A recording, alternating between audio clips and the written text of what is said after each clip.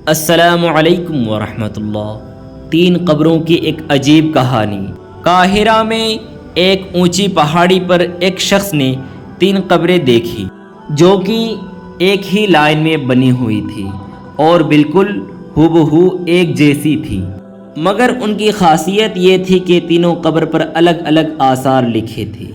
پہلے قبر پر لکھا تھا وہ شخص اپنی زندگی میں کیا لذت کر پائے گا جو یہ بات جانتا ہو کہ اللہ تعالیٰ اس سے ضرور حساب لے گا۔ اس نے جو اللہ رب العزت کے بندے کے ساتھ ناانصافیاں کی ہیں اس کا بدلہ لے گا، اور جو اس نے بندوں کے ساتھ بھلائی کی ہے اس کی اسے جزا ملے گی۔ دوسری قبر پر لکھا تھا کہ وہ شخص کیا حاصل کر پائے گا جو یہ جانتا ہو کہ اس کی موت ایک دن اچانک آ جائے گی اور وہ کچھ بھی نہیں کر پائے گا، کیونکہ موت برحق ہے اور وہ موت کا مزہ چکھے گا۔ تیسری قبر پر لکھا تھا کہ وہ شخص زندگی کے مزے کیسے لٹے گا جس کا رخ ایک ایسا منزل کی طرف ہوگا جس پر پہنچنا جوانوں کو بوڑھا کر دیتا ہے اور چہروں کے نقشے مٹا دیتا ہے اور اس کے جوڑ جوڑ کو کمزور کر دیتا ہے۔ وہ تینوں قبر پر ایک اونچی پہاڑی پر موجود تھی۔ جب اس شخص نے تینوں قبروں کو دیکھا اور ان آثار کو پڑھا جو ان تینوں قبروں پر بڑی خوبصورتی کے ساتھ لکھے تھے، تو ان قبروں کا راز جاننے کے لیے وہ شخص قریب کی بستی میں پہنچا اور اس نے ایک بزرگ شخص سے ان تینوں قبروں کے بارے میں پوچھا، تو بزرگ نے جواب دیا کہ یہ تین قبریں تین سگے بھائیوں کے ہیں۔ اس شخص نے معلوم کیا کہ جو آثار ان تین قبروں پر لکھے ہیں اس کا کیا مطلب ہے۔ تب اس بزرگ نے کہا، یہ آثار جو آپ دیکھ کر آئے ہیں وہ ان تینوں بھائیوں کی گزرے ہوئے زندگی کی وصیت ہے۔ اس شخص کی ان تینوں قبروں کے راز جاننے کے لیے دلچسپی بڑھ گئی ہے اور وہ اس بوڑھے شخص کو کہنے لگا کہ آپ ان تینوں بھائیوں اور ان کی وصیت کے بارے میں مجھے تفصیل سے بتائیے۔ تو اس بزرگ شخص نے کہا کہ یہ تین بھائی تھے۔ بڑے بھائی ایک بادشاہ کے یہاں ایک بڑا عہدیدار تھا جو شہروں اور علاقوں کے انتظام پر معمول تھا اور وہ بادشاہ کے ساتھ رہا کرتا تھا۔ دوسرا بھائی تاجر تھا اور تیسرا بھائی عبادت گزار تھا جس نے عبادت کرنے میں اپنی پوری زندگی گزار دی۔ جب اس کی موت کا وقت قریب آیا تو اس کے دونوں بڑے بھائی اس کے قریب آئے اور بڑے بھائی نے کہا، اے میرے بھائی، تمہیں اگر کوئی وصیت کرنی ہے تو مجھ کو بتاؤ، میں اس کو پورا کروں گا۔ اس عبادت گزار بھائی نے کہا کہ میں کیا وصیت کروں، اللہ کی قسم میرے پاس کوئی مال نہ میرا کسی پر قرض ہے اور نہ ہی مجھ پر کسی کا قرض ہے۔ دوسرے تاجر بھائی نے کہا کہ اے میرے بھائی، میرے جو کچھ بھی مال ہے وہ تمہارے سامنے ہے، جس کا تم جو چاہو وہ کرو، جو دل چاہے وہ وصیت کرو۔ اگر تمہارے دل میں کوئی بھلائی کا آرمان رہ گیا ہو جو مال کی وجہ سے پورا نہ ہوا ہو۔ اپنے بھائی کی یہ بات سن کر اس نے اپنا رخ موڑ لیا اور اپنے بھائیوں سے کہا کہ مجھے تمہارے مال کی کوئی ضرورت نہیں ہے، لیکن پھر بھی میں تمہارے ایک وعدہ لینا چاہتا ہوں جس کو تم وعدہ خلافی نہیں کرو گے۔ تو ان دونوں بھائیوں نے کہا، ہم وعدہ کرتے ہیں کہ تم جو کچھ کہو گے اسے ہم پورا کریں گے۔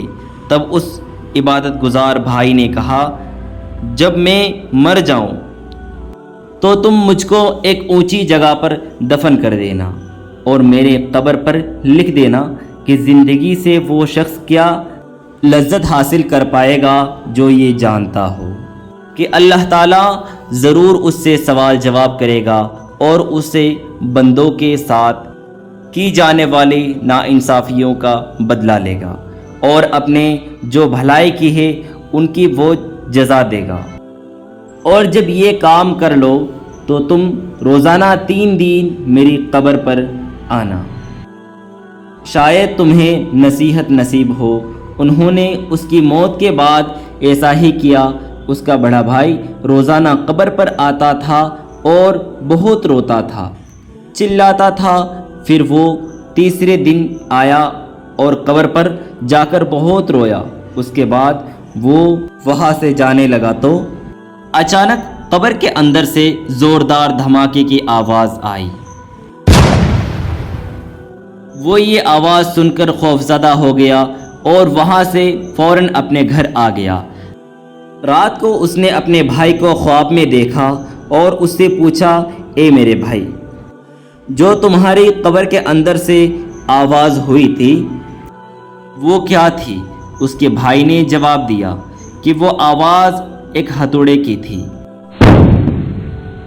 مجھ سے قبر میں کہا گیا کہ تو نے مظلوم کو دیکھا مگر پھر بھی تو نے اس کی کوئی مدد نہیں کی۔ یہ باتیں سن کر اس کی کھول گئی اور وہ غمزدہ ہو گیا۔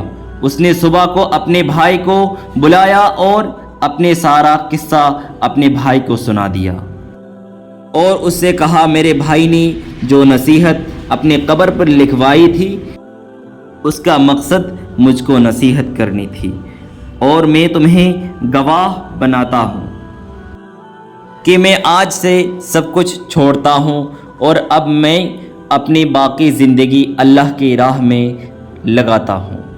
اور وہ سب کچھ چھوڑ کر صحراؤں میں چلا گیا اور بھیڑ بکریاں چرانے والے لوگوں میں رہنے لگا۔